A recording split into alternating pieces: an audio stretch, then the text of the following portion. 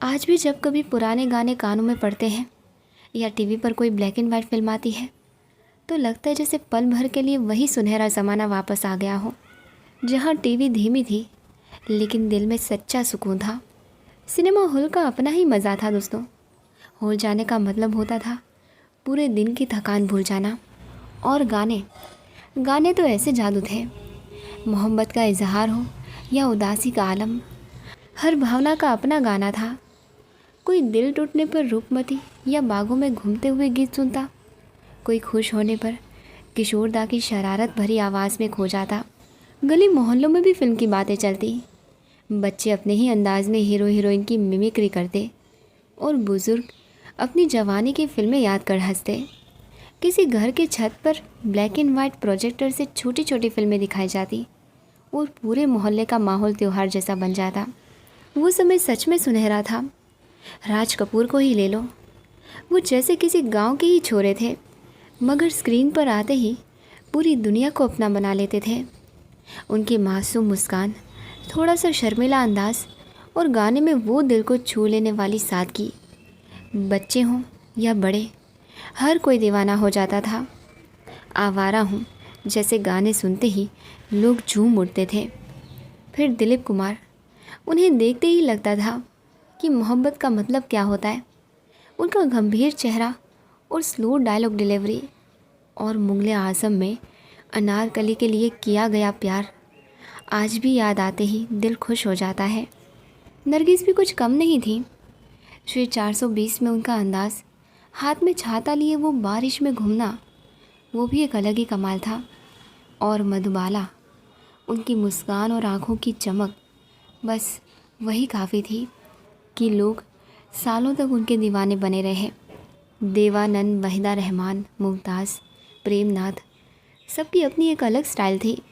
कोई रोमांटिक गाना गाता, कोई हंसी मजाक और कोई प्लेफुल सीन्स में सबका दिल जीत लेता। गाने सुनते ही मोहल्ले में बच्चे भी उनके अंदाज़ की नकल करने लगते दोस्तों, और बड़े लोग अपनी जवानी की यादें ताज़ा करते। सबसे बड़ी बात ये थी कि इन हीरो हीरोइन की ज़िंदगी में भी कुछ सादगी थी। स्टार बनने के बावजूद भी वो आम आदमी की तरह ही लगते थे, और यही बात उन्हें इतना प्यारा बनाती थी। हर कोई उनके हर गाने, हर मुस्कान और हर डायलॉग को याद करता था। वो ज़माना आसान नहीं था दोस्तों। सोचो, ना फिल्म स्कूल था, ना कोई मॉडलिंग या एक्टिंग कोर्स, हर कोई बस अपने जुनून और मेहनत से आगे बढ़ता था। राज कपूर को ही ले लो, वो अपने बचपन में बहुत गरीब थे। उनके पिता भी एक्टिंग करते थे, लेकिन परिवार की हालत ऐसी थी कि बच्चों को भी काम करना पड़ता था। राज कपूर ने छोटे छोटे रोल्स करके अपनी मेहनत और सपनों के साथ खुद को धीरे धीरे बड़ा बनाया। दिलीप कुमार, वो तो सच में मेहनत के पहाड़ थे। एक्टिंग में शुरुआत करने के लिए उन्हें कई सालों तक स्ट्रगल करना पड़ा। लोग उन्हें समझते नहीं थे, कई फिल्मों में उन्हें रिजेक्ट कर दिया गया, लेकिन उनके अंदर जो धैर्य और डेडिकेशन था, उसने उन्हें मुगले आज़म और देवदास जैसी सुपरहिट फिल्में दिलाई। मधुबाला भी इतनी खूबसूरत थी, लेकिन उनकी ज़िंदगी आसान नहीं थी। बचपन में ही बीमारी ने उनका पीछा नहीं छोड़ा और परिवार की आर्थिक मुश्किलें भी थीं।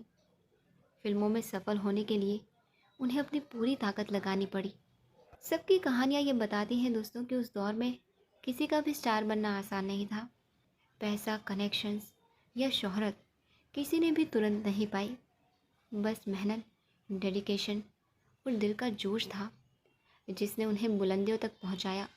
सबकी ज़िंदगी ये सिखाती है कि उस ज़माने में दोस्तों किसी का भी स्टार बनना सिर्फ टैलेंट से नहीं होता था। मेहनत, लगन, धैर्य और थोड़ा सा भाग्य, बस यही चीज़ें किसी को बुलंदियों तक ले जाती थीं।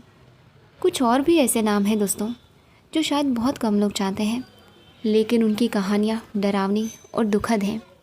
गीता बाली, जो अपने दौर की बहुत हसीन और टैलेंटेड एक्ट्रेस थी, छोटी उम्र में ही चेचक की वजह से उनकी मौत हो गई।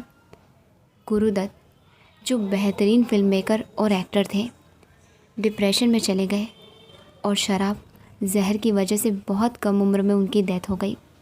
महबूब खान जैसे लोग, जिन्होंने मदर इंडिया बनाई, अपने आखिरी सालों में बहुत अकेले पड़ गए और अगर मौत की बात करें तो भगवान दादा, जो डांस के किंग माने जाते थे, आखिरी सालों में इतने करीब हो गए कि मुंबई की झुग्गी में रहते थे। विभूतियों में राजेश खन्ना भी आए जो सुपरस्टार थे, लेकिन आखिरी दिनों में अकेलेपन और बीमारी से जूझते रहे। संजय खान के साथ बड़ा हादसा हुआ था। वो शूटिंग में जल गए थे, लेकिन फिर भी उन्होंने लंबे समय तक संघर्ष किया। पुराने ज़माने का ये पहलू बड़ा दर्दनाक है दोस्तों, कि जिन लोगों ने करोड़ों को हंसाया, रुलाया, वो खुद अक्सर ज़िंदगी में बहुत दर्द, तन्हाई और तकलीफ़ लेकर जीते थे। गीता बाली बेहद चुलबुली और मासूम अदाकारा, शम्मी कपूर की पत्नी। उनका करियर और ज़िंदगी दोनों बहुत अच्छे से चल रहे थे, लेकिन अचानक चेचक की वजह से उनकी भी मौत हो गई, सिर्फ 35 साल की उम्र में। और शम्मी कपूर पूरी तरह से टूट गए। भगवान दादा सिनेमा में डांस की नई स्टाइल लाने वाले। अलबेला फिल्म का गाना शोला जो भड़के आज भी मशहूर है, लेकिन बाद में फिल्में फ्लॉप हुई तो उनका सब कुछ चला गया। ज़िंदगी के आखिरी सालों में वो मुंबई की एक छोटी सी झुग्गी में रहते थे।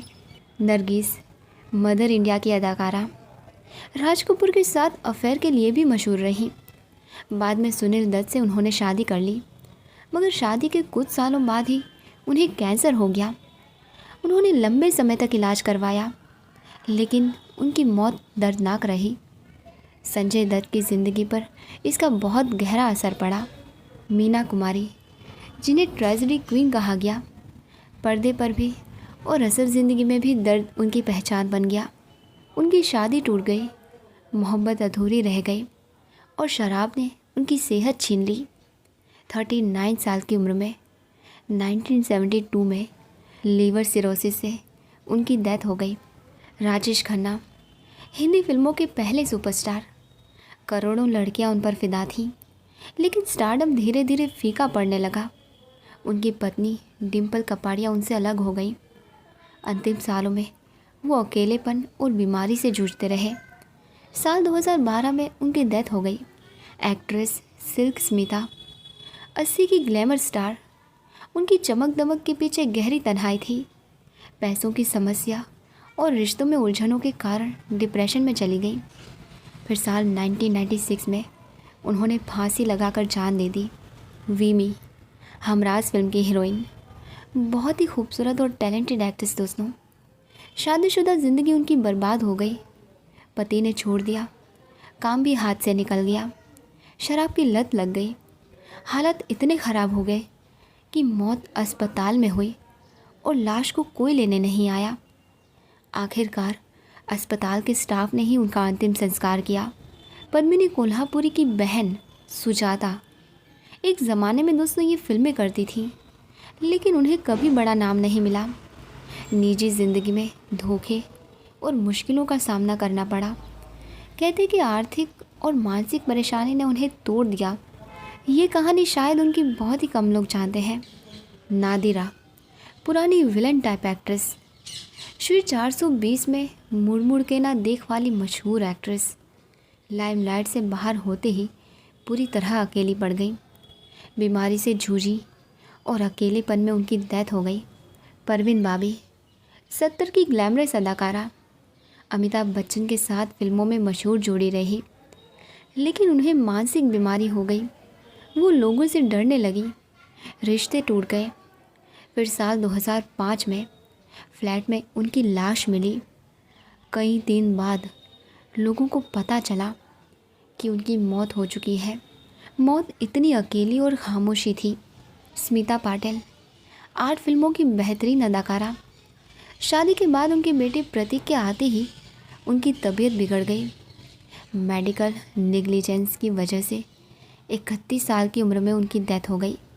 इतनी टैलेंटेड अदाकारा का जाना एक बहुत बड़ा झटका था। उल्लास करवलकर, जो एक भजन गायक और एक्टर थे, ये नाम भले आज ज़्यादा मशहूर नहीं है दोस्तों, लेकिन टीवी और फिल्मों में काम किया था उन्होंने। करियर में संघर्ष और आर्थिक परेशानी की वजह से उन्होंने आत्महत्या कर ली। ये कहानियाँ हमें दिखाती हैं दोस्तों कि सिनेमा की चमक दमक के पीछे कितना गहरा अंधेरा छिपा होता है। बाहर से लगता है कि ये लोग सपनों की दुनिया में रहते हैं, लेकिन अंदर से कितने टूटे हुए होते हैं, ये बस उनकी मौत की कहानियाँ बता देती हैं। पुराने सिनेमा का वो दौर कुछ और ही था दोस्तों। जब पर्दे पर अदाकार दिल से रोते थे तो दर्शक भी थिएटर में आंसू बहा देते थे, और जब गाते थे तो मोहब्बत हवा में तैरती थी। राज कपूर की मासूमियत, दिलीप कुमार का दर्द, मधुबाला की मुस्कान, लता दी की आवाज़ और रफ़ी साहब का जादू, ये सब मिलकर एक ऐसी दुनिया बना देते थे जो आज सिर्फ यादों में ही बसी है। उस दौर का प्यार, वो सादगी, वो जुनून अब बस दिलों में ही रह गया है। बहुत से सितारे इस दुनिया से चले गए, कुछ कहानियाँ अधूरी रह गई, मगर उनकी यादें अमर हो गई। सच तो यही है दोस्तों कि वो सुनहरा ज़माना अब कभी लौट कर नहीं आएगा, और शायद इसीलिए इतना कीमती है।